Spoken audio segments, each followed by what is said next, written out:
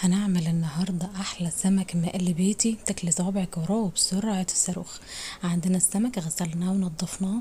بنضفه الأول طبعا تنظيفة كويسة، وبنقص الخياشيم بتاعته زي ما احنا شايفين كده، وبنغسله غسيل نضيف جدا تحت الحنفية، وبندخل صباعنا في بطنه كده وفي راسه، وبنضف تنظيفة 10/10 زي ما بنقول. هكون عندي محضرة الهريسة بتاعت الشطة اهيت علشان أحشي بيها السمك، وفي الاخر هقول لكم عملت الهريسه ديت ازاي وبعملها امتى. غسلنا السمك بالطريقه دي واحده واحده بعد التنظيف. اهم حاجه غسيل السمك يا جماعه، وبعد كده بننقعه شويه بشويه خل وبالليمون علشان يبقى ريحه الزفاره اللي فيه بتروح نهائي. وبنغسله بعد كده بنشطفه تاني من الخل والملح والليمون شطفة سريعة كده، وبننضفه كويس قوي قوي، وبنحشيه واحدة واحدة، وبنرجع نشتغل فيه زي ما هنشوف دلوقتي مع بعض. اهو هنحط كمان واحدة كده. هنغسلهم بالطريقة دي. انا خلاص عملت السمك كله وتبلت عليه، واتبقى مني شوية هريسة كده. بحشي السمك من بره كمان وبرش عليه زي ما احنا شايفين بالطريقة دي بالمعلقة كده. وبين كل سمكتين وبعض بحط برضو نفس شوية الهريسة دول، وهقولك في الاخر زي ما قلت عملت الهريسة دي ازاي وبسيبها عندي ازاي. زي ما احنا شايفين كده بالطريقة دي اهو. كده انا تبلت كل السمك. لو السمك صابح وجاي في نفس اليوم بسيبه بره التلاجة كده ساعة او 2. لو هو بايت وفي الفريزر بدخله التلاجة تاني ساعة ولا حاجة. بجيب طبق بقى عندي كده فيه شوية دقيق اللي احنا هنعمل بيهم السمك، هنحمر بيهم السمك زي ما احنا شايفين كده. وده السمك المتبل اهو، كنت انا جايبه في يومها، فسبته ساعتين كده على التقفيل في المطبخ عشان يشرب من التتبيله بتاعتي دي، وبتلاقي طعمه مختلف جدا طبعا. عندي مقلايه كده قديمه بحطها، هي اللي بعمل فيها دايما السمك على النار. هنحطها على النار دلوقتي عشان نبدا نقلي فيها السمك زي ما احنا شايفين كده.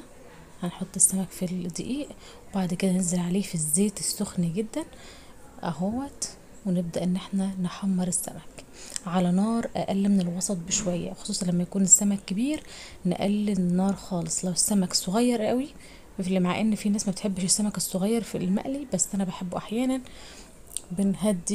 بنعلي النار عليه شوية. فالسمك ده كان بالنسبة لي متوسط، فخليت النار اقل من المتوسط عليه، وبسيبه مع نفسه كده شوية. وكل ربع ساعة كده باجي ابص عليه، او 5 دقايق او 10 دقايق على حسب ما النار بتاعتك شغالة. ده خلاص قلبت السمك اهوت لانه احمر من الناحية التانية. والبنات اللي لسه مبتدئة ما تقلبيش السمك غير لما تتأكدي ان هو احمر علشان ما يتهرش منك، مفهوم؟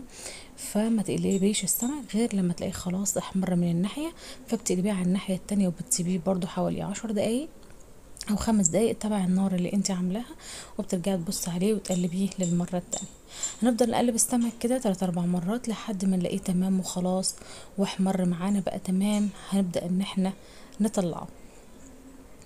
السمك اهو على طبق التقديم خلاص حمرناه. انا بحبهوش محمر قوي، انا بحبه لونه الذهبي مقفول شويه زي ما احنا شايفين كده، لكن في ناس بتحب تغمقه قوي، فكل واحد تبع راحته. السمك ده ما بنطلعه طبعا، هو عليه الهريسه بتاعته، فبنعصر عليه ليمون بس، وشويه دقه زي ما بنقول عندنا بالمصري، او شويه ملح زي ما انت بتعمله. المهم ما تكتريش، لان انا اصلا كنت حاطه في الهريسه كمان ملح، فهو شارب ملحه كويس قوي وشارب تتبيلته حلوه قوي قوي تمام مع عصر الليمون وبس. فدلوقتي هقول لكم انا كنت عملت الهريسه بتاعه الشطه دي ازاي. في اول السنه اول ما بجيب التوم، بنقي التوم كله الكبير بقشره وبعينه في الفريزر متقشر جاهز، وبمسك التوم الصغير ده بهرسه، بس بغسله الاول وبنضفه كويس قوي. بمسكه بهرسه في الخلاط مع كوبايه من الزيت او نص كوبايه زيت تبع كميه التوم اللي عندك، مع شويه بهارات، يعني حوالي 3 4 معالق كبار بهارات، مع الشطه اللي هي الحمراء، اللي هي الشطه اللي هي القرون الحمراء. بجيبها وبهرسها مع بغسلها كويس قوي بنضفها وبحطها معاهم في الخلاط. يبقى توم وشطه وخل وملح وبهارات تمام كده. وبحط كل الحاجات دي المكونات دي في الخلاط، وبضربها ضربه كويسه قوي لحد ما بتطلع معايا بالطريقه اللي انتوا شايفينها دي. ولو في ليمون بحط عليها كمان، وبحط عليها شويه الملح زي ما انا قلت، وبضربها في الخلاط كويس قوي. تمام كده. فبمسكها بقى بحطها في برطمان او علبة صغيرة عندي بلاستيك، اي حاجة عندي متوفرة، وبحطها في الفريزر. التتبيلة دي او الخلطة دي قبل ما انا باجي اشتغل في اي طبيخ، يعني مثلا في عمايل السمك زي ده، او لو انا جاية بشوي السمك، اما باجي اشوي السمك برضو بتبله تتبيلة كويسة دي. وكمان بحط منه في اللي هي اللي عندنا ايه، بيقول التحديقة بتاعة السمك، بحط منها كمان معلقتين كبار في السمك. فده كان فيديو النهارده، ارجوكم ما تنسونوش من اللايك والاشتراك في القناة وتفعيل زر الجرس، والسلام عليكم ورحمة الله وبركاته.